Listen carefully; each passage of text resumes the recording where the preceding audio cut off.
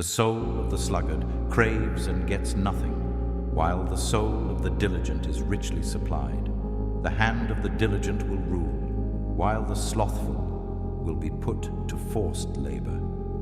For even when we were with you, we would give you this command: if anyone is not willing to work, let him not eat. Whatever you do, work heartily, as for the Lord and not for men. The way of a sluggard is like a hedge of thorns, but the path of the upright is a level highway.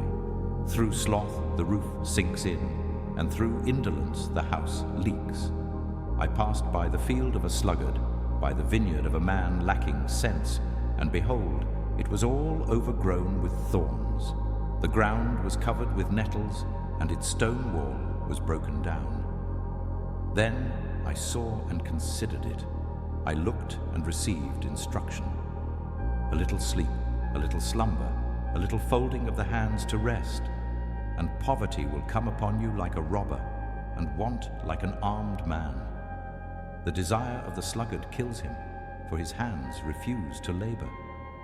All day long he craves and craves, but the righteous gives and does not hold back. Do not be slothful in zeal, be fervent in spirit, serve the Lord.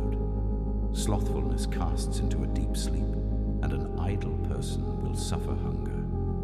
But his master answered him, "You wicked and slothful servant, you knew that I reap where I have not sown and gather where I scattered no seed. Whoever is slack in his work is a brother to him who destroys. The desire of the sluggard kills him, for his hands refuse to labor. Love not sleep, lest you come to poverty. Open your eyes, and you will have plenty of bread. The sluggard does not plow in the autumn. He will seek at harvest and have nothing. A slack hand causes poverty, but the hand of the diligent makes rich. Go to the ant, O sluggard. Consider her ways and be wise. Without having any chief, officer, or ruler, she prepares her bread in summer and gathers her food in harvest. The sluggard says, "There is a lion outside. I shall be killed in the streets." Go to the ant, O sluggard. Consider her ways and be wise. How long will you lie there, O sluggard?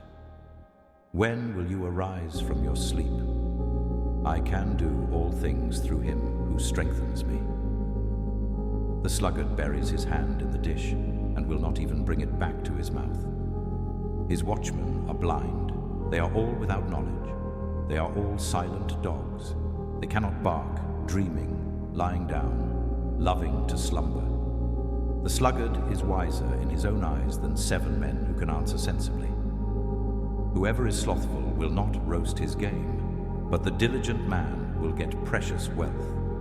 Besides that, they learn to be idlers, going about from house to house, and not only idlers, but also gossips and busybodies, saying what they should not.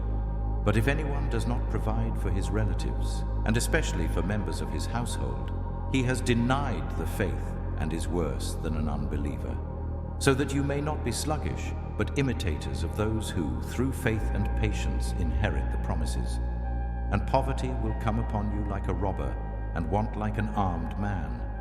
Like vinegar to the teeth and smoke to the eyes, so is the sluggard to those who send him. For we hear that some among you walk in idleness, not busy at work, but busy bodies. I passed by the field of a sluggard, by the vineyard of a man lacking sense. Whoever works his land will have plenty of bread, but he who follows worthless pursuits lacks sense.